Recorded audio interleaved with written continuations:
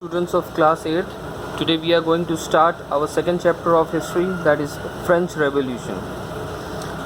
The French Revolution occurred in 1789 century. So it occurred in 1789 century. It was an important event in world history. Why it was an important event in the history of the world? Let us know. Because it ended the despotic rule of the monarchy and an attempt was made to rebuild a society based on the principles of liberty, equality and fraternity. Because why was it is important? Because it ended the monarchy rule. What are monarchy? Monarchy is a system of government ruled by a king or a queen. So it ended it and it rebuilt a society based on principles of liberty, equality and fraternity. What is liberty? Liberty is the freedom to go anywhere or to do what you want. Equality, and fraternity is the feeling of friendship and support between people. Okay, so before that people had limited freedoms, limited rights. Okay, now the causes of the revolution. The French society was feudal in character. It was divided into three classes or state. What are those classes? The first state consisted of the clergy. The first state consisted of the clergy. Who are clergy? Clergies are the priests. Okay, clergies are the priests. So the first state consisted of the clergy. The second state consisted of the nobility. Nobility means people of higher classes. Okay, rich people, you can say, people of higher classes. And the third state consisted of the peasants. So that time these three classes were divided. First is clergy, second is nobility and third is peasants. Okay, now the first and the second states enjoyed many privileges and paid no taxes. What are those for classes? Clergy and nobility. So they enjoyed many privileges and they pay no taxes. The entire burden of the taxes fell on the third stage, that is peasants. Okay, farmers. Hence they led a miserable life. Okay, at this time the writings of the philosopher like Rousseau, Voltaire and Montesquieu exposed the ills of the government. So these writers and their writings, you can say, export the ills of the government. Okay, they inspired the masses with the ideals of liberty, equality and fraternity. And these you can say books or their writings impose the feeling of liberty, equality and fraternity into the people. The common man now wanted his rights. Now the outbreak. On July 14, 1789 century, the people of France rose up in revolt and mob stormed the Bastille jail and set all the prisoners free. Okay, now in 1789 century, people of France rose up in revolt. Okay, and mob means large crowd who went violent and they set all the prisoners free from Bastille jail. This event, popularly known as storming of the Bastille, marked the beginning of the French Revolution. So it marked the beginning of the French Revolution. This day, 14th July, is celebrated as the Independence Day of France.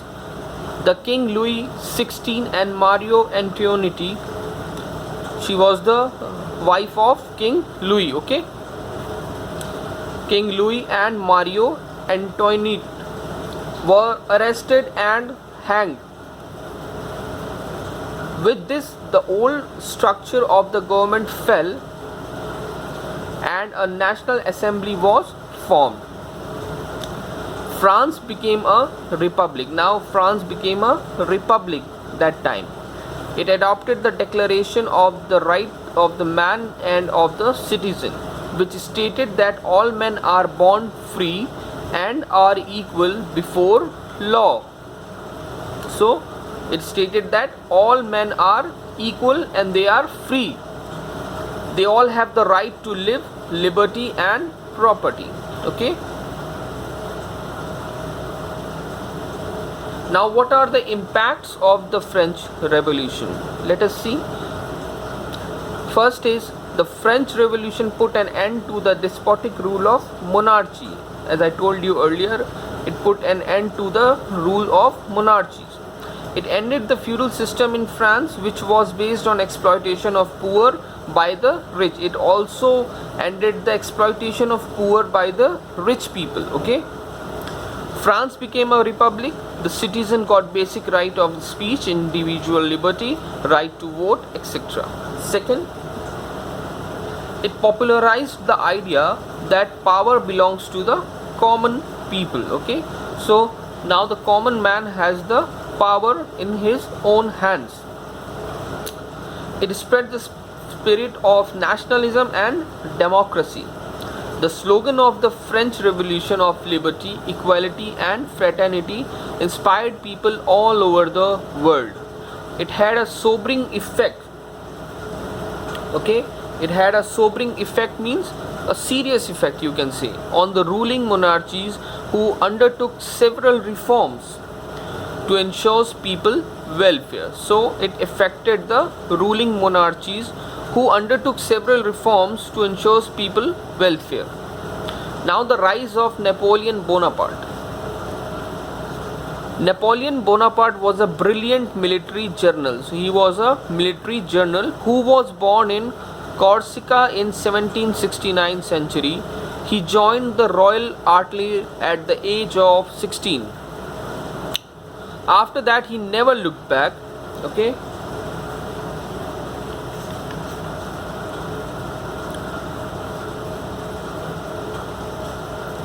He was the commander-in-chief of the French army, the first consul, that is from 1799 to 1804. The first consul. Consul mean it is a official.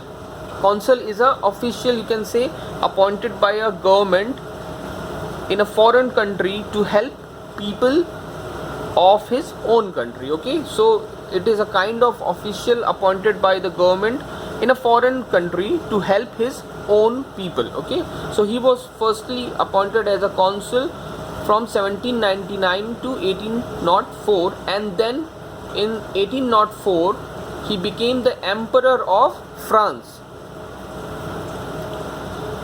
His glorious era ended when he was defeated in the battle of Waterloo in 1815 century. So he got defeated in the battle of Waterloo. This was the last battle when he got defeated, and it was in 1815. He was exiled. Exile means a person who is forced to live outside his own country. So he was forced to live to St. Helena, where he died in 1821 century. Okay. Now why the people of France liked him? The people of France had welcomed Napoleon with open arms. They were tired of reigns of terror and corruption of the Directory. So they were tired of the corruption of that government. So he was welcomed by the people of France. Okay, they desired a stable and secure life. The people now wanted to live a stable and secure life. They want freedom. Okay. Napoleon's talent and his achievements appealed to the people. He introduced a series of reforms, provided economic stability to the France by setting up new industries and promoting trade. So he also set up new industries and trades. He established friendly relations with the church. He introduced a new code of civil law known as the Code of Napoleon. He made France a dominant force in Europe. So he made France a dominant force in Europe. He actually captured a whole of Europe. Okay, let us see. Napoleon was a very ambitious person. Between 1805 century to 1814 century, Napoleon plunged the whole of Europe into a series of war known as Napoleonic War. Okay. Under Napoleon, numerous victories were won by the France, especially against Austria, Russia and Prussia. So these were the countries he won, okay, and ruled. In 1805, he declared war on the Austrian forces and entered Vienna as the victor, okay. He then inflicted a crushing defeat on the combined armies of Austria and Russian army. In 1807, he held sway over whole of Europe. So in 1807, he captured whole of Europe except England. So he wanted to capture England also, and later on he tried also. We will see it later. But up till 1807, he had captured a whole of Europe. Okay. He was the master of a vast empire which included Belgium, Italy, Spain, part of Germany, Netherlands, etc. Napoleon's military campaign were fired by one motive defeat of England. He had been defeated in the historic Battle of Trafalgar between Britain and France. So he was defeated in the Battle of Trafalgar. Okay. After this, he made up his mind to defeat Britain. So after that he made a mind to defeat Britain. During the time of Industrial Revolution, England was looking for markets. In 1806 century, when Napoleon's popularity was on the rise, he passed a law by which he forbade Europe to buy British goods. This was called the Continental System. So he passed a law that nobody should buy a British good that time. This was known as Continental System. Britain was hard hit as Europe was now dependent on French goods. So now the Britain was shocked that the Europe was now have to use the goods supplied by the France only. Okay. Unfortunately, France did not have enough good to fulfill the requirements of the whole of Europe. But France did not have the enough good to fulfill the requirements of whole Europe. As a result, smuggling of British goods increased and Napoleon began to lose his popularity. Now the downfall of the Napoleon. Let us see. In 1808 century, Napoleon, with a view to establish his domination over Portugal and Spain, started war with them. This war is known as Peninsular War. Okay. He was defeated in the war. This time he was defeated in the war. It was a great blow of his power and prestige. So it affected him a lot. Next, Napoleon's next mistake was the invasion of the Russia in 1812 century. Napoleon's army could not withstand the bitter Russian winter. Thousands of French soldiers were killed by the hunger, exhaustion and cold. It was the worst military defeat of Napoleon. So second was the military defeat of Napoleon because of the adverse weather of the Russia. Okay. Napoleon's enemy now united against him and attacked France from all the sides. Austria, Prussia, Russia and England defeated France at Leipzig in century 1813. Okay. He was exiled to the island of Elba. Napoleon refused to accept his defeat. After that he also refused to accept his defeat and he escaped and gathered an army and seized Belgium. But he was finally defeated in the Battle of Waterloo in 1815 century. Okay. And after that he was exiled, or you can say forced to live in St. Helena, where he died in 1821 century. So this was the end of Napoleon. Now children, go through this video again. After that, read the whole chapter given to you in the PDF format and write the hard words, exercises and the question answers in your history copy. Thank you.